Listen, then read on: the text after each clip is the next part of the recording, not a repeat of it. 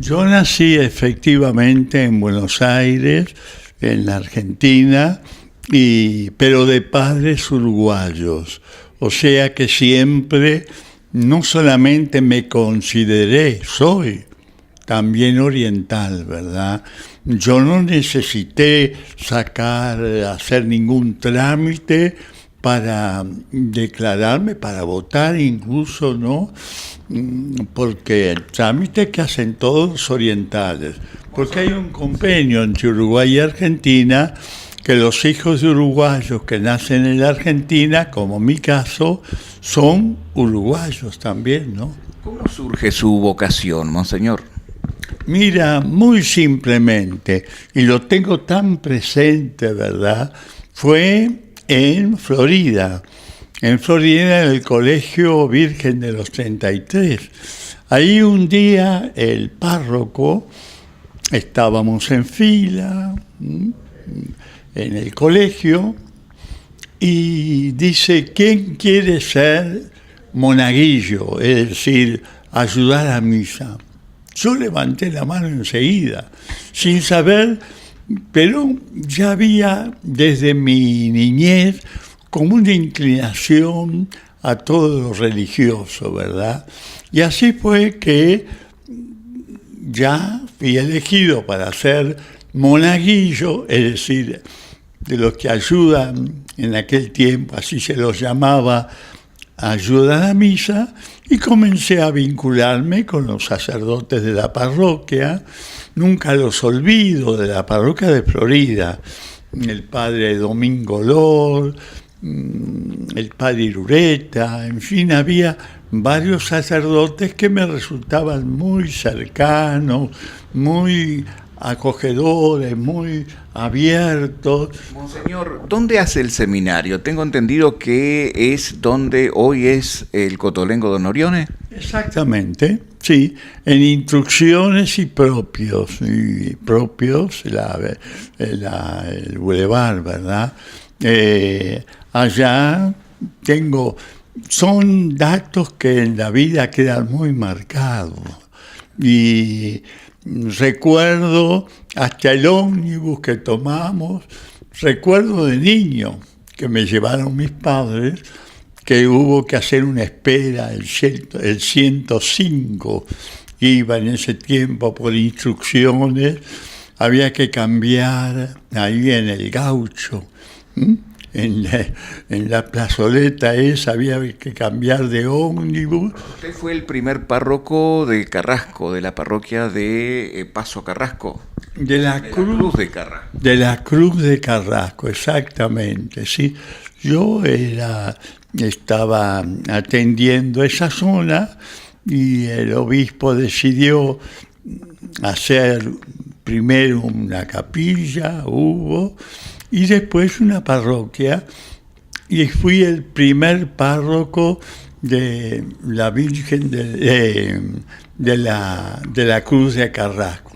Su elección como obispo, tenemos entendido que eligió el lema In Moni Domini. Exacto. In nomine Domini, en el nombre del Señor. Tú lo haces con otros propósitos, yo lo voy a hacer en el nombre del Señor.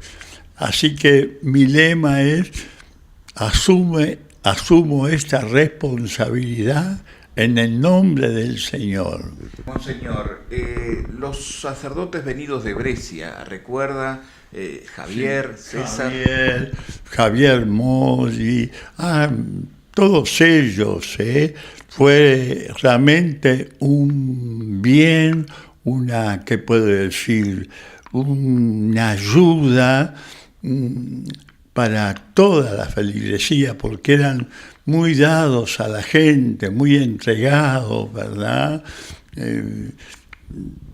Parece mentira, pero el nombre que me viene es Javier Mori, pero eran varios, 7 u 8 eran los primeros que llegaron a la Cruz de Carrasco, y de los primeros que luego llegaron, fueron viniendo a otras parroquias de Melo y 33. Ahí está, y en Melo, precisamente, en el obispado, usted vivió con su madre.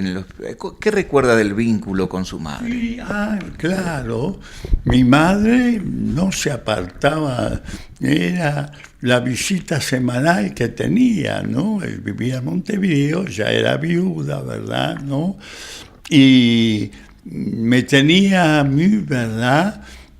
No digo como controlándome, pero sí acompañándome, aconsejándome y sobre todo dando un ejemplo de piedad, de ternura, de consideración, de amabilidad, de comprensión. Así que de mi madre tengo un recuerdo imborrable, ¿verdad? Monseñor, los padres lateranenses, en especial el padre Antonio Petralán. Antonio Petralán, exactamente. Yo cuando voy a la Cruz de Carrasco ya estaban ellos, ya habían ido formando la parroquia y por tanto uno de los líderes, uno de los más queridos, de los que más se había metido en el pueblo, era un vasco, era vasco, de Azcoitia, Antonio Petralanda, pero también hubo otros, ¿no?, que lo acompañaron y tuvieron quizás no tanto el protagonismo de Antonio, pero que se le acercaron mucho, fueron muy buenos servidores, y estoy seguro que muchos oyentes lo recordarán, ¿no? Sobre todo con muchos años, ¿no? Exactamente. Monseñor, allí en Melo su obispado estuvo pautado por algo muy importante que fue la visita de su santidad, el Papa Juan Pablo II. ¿Qué recuerda de eso? Imagínate, imborrable, ¿no?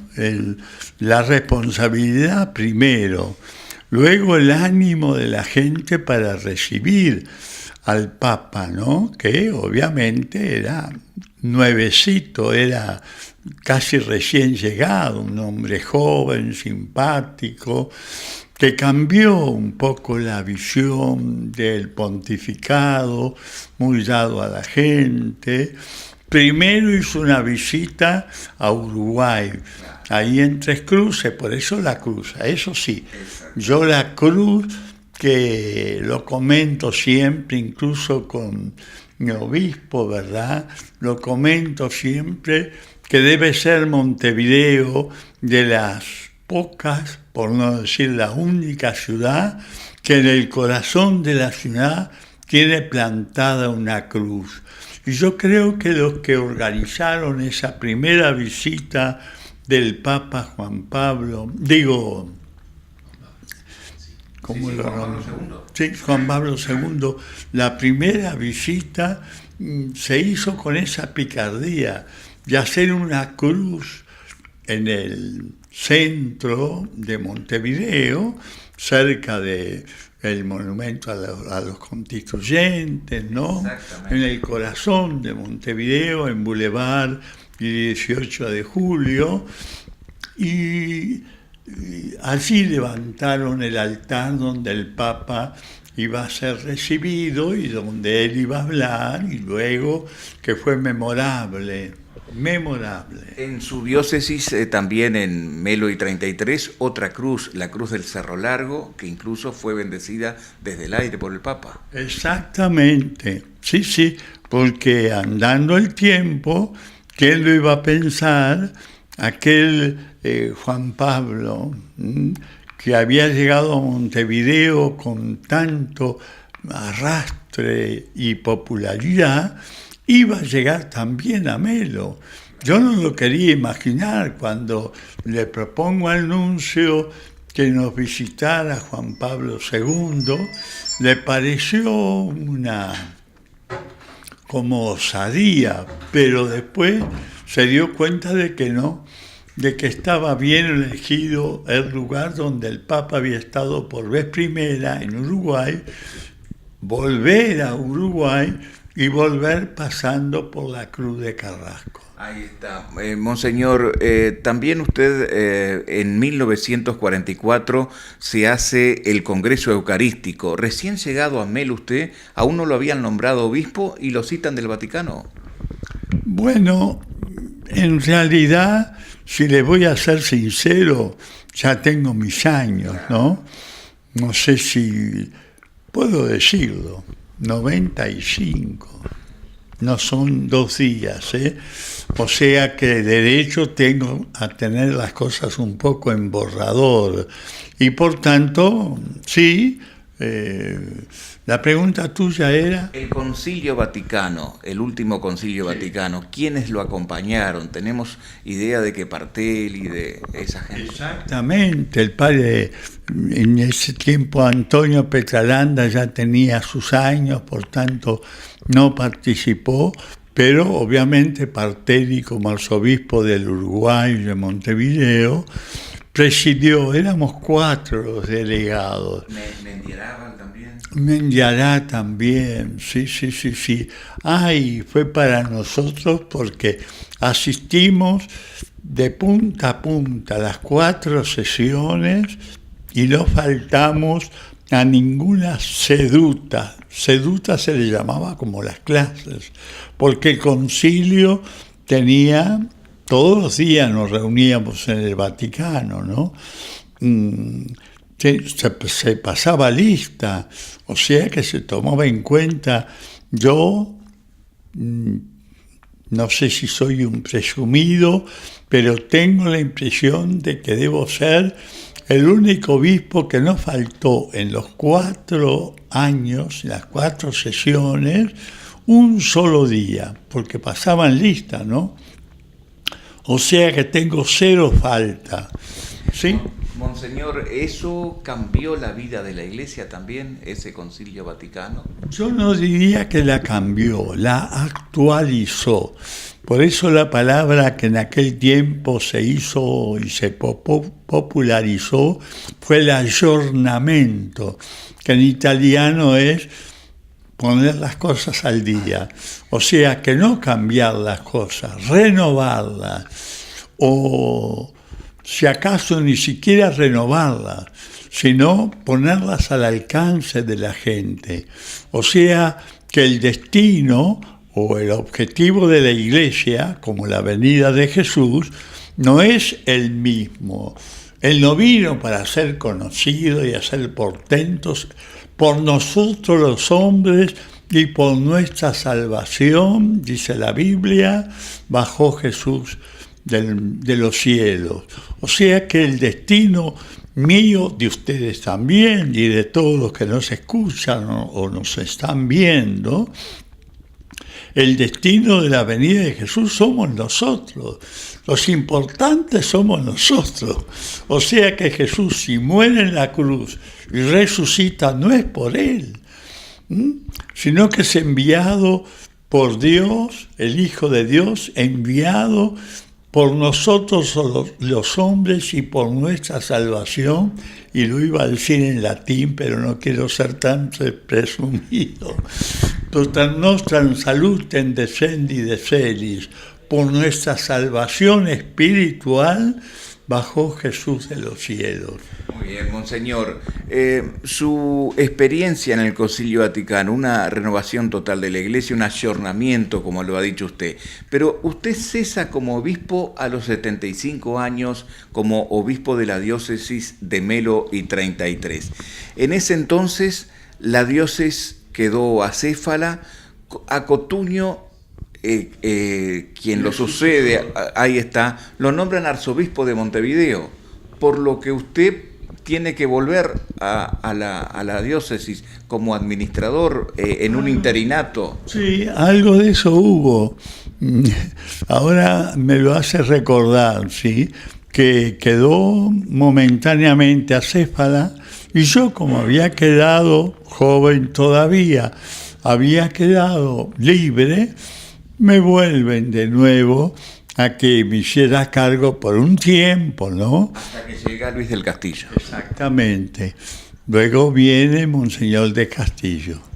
Muy bien. Sí, sí, sí. Monseñor, y estos 95 años que hoy está celebrando, comenzaron con una misa, pero por sobre todas las cosas, con un afecto muy grande que no solo se hace personalmente, sino que sabemos que ha recibido llamadas también. Las felicitaciones, el feliz cumpleaños desde este medio de comunicación y un abrazo apretado, ¿eh? Igualmente a todos los escuchas y a todos los dueños y a los responsables y a ustedes, los periodistas, a ustedes todos, les tengo un reconocimiento inmenso, no imaginan, porque yo los medios de comunicación lo valoro muchísimo en cuanto amplifican el mensaje de Jesús, el mensaje de salvación, lo amplifican a rincones que de otra forma hubiera sido imposible, al campo, a los rincones lejanos.